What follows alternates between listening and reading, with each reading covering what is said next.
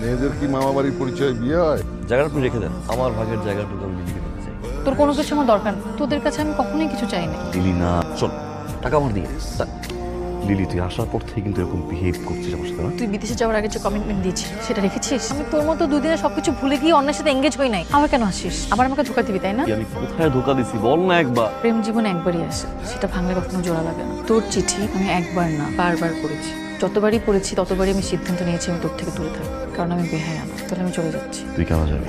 একেবারে থাকলে সঙ্গে সঙ্গে দেখা হবে, তাই তো? কষ্ট লাগবে, আমি চাই না তুই কোনোভাবেই কষ্ট পাস।